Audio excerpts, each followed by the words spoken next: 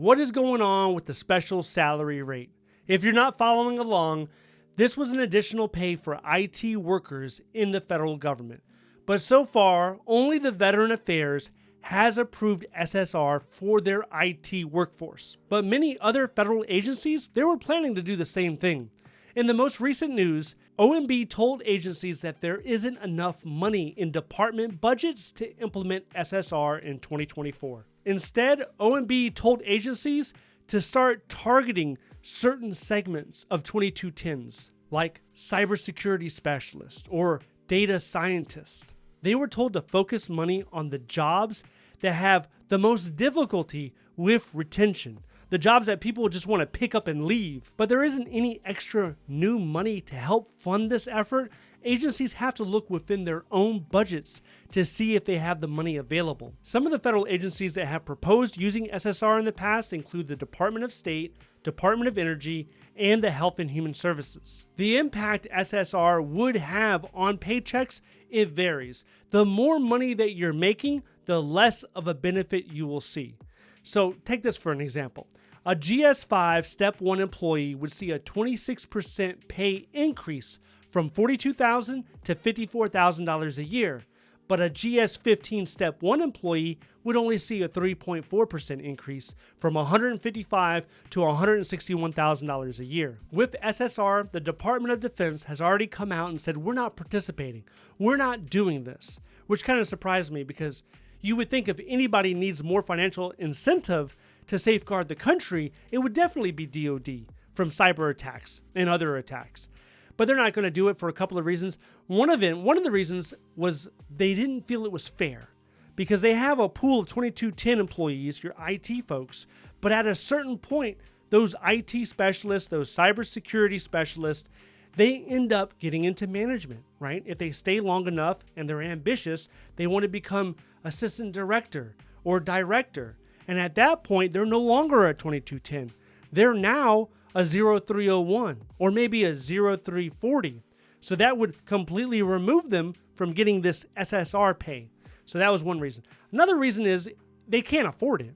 It would cost too much. Instead, the DoD has the Cyber Accepted Service. It currently has 15,000 employees, but DoD, they want to increase it to 75,000. And this is going to look more at the locality area. What do IT specialists get paid in Cincinnati, Ohio? Let's try to match it up a little bit to make it more fair, to make it more appealing.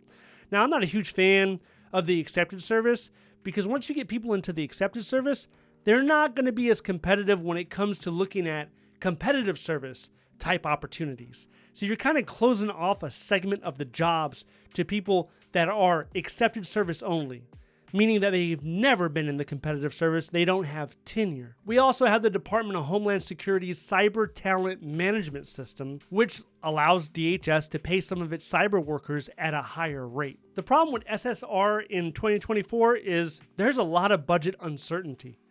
Heck, there might be a government shutdown just around the corner. We don't know.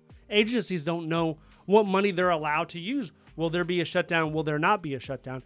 If you want to track certain jobs that offer SSR, there's a list on OPM website that lists them all, from park ranger to security guard to IT management. Click on the job series and then you can see the location and the agency that has SSR in place. I was speaking to a guy the other day in the 0301 job series. He's out in Wyoming and he told me he has SSR. And the main reason why was because of his location. It was harder to find people in that exact location. If you want to check this out for yourself, I'll leave a link below in the description so you can scroll through there. Now, also keep in mind, if agencies have requested SSR, it had to have been done by October. And if approved, you would hear about it in January. So if any of the SSR requests do get approved, I'll make sure to give you an update. But instead of waiting for SSR to see if it's going to be implemented or not for your agency, for your department, what I would advise is, let's say you're a GS11 and you're looking for that GS12 promotion. Well, instead of waiting for it, you need to start applying to those opportunities in your agency, outside of your agency. Look for the GS12s. Where are those job announcements? Where are those opportunities located? Unless you really love the people that you work around, you love that agency, or maybe you have family and you have ties to that area, If it's none of those, I would seriously recommend to be able to move and chase after that next opportunity. If you are still looking for a federal government job, but you'd like to find something around the GS-14 level, around $150,000 a year, something like that. If that interests you, then I want you to watch this video next. If you would like to see more videos like this, please click like and subscribe. Thank you so much for watching. I'll see you in the next one.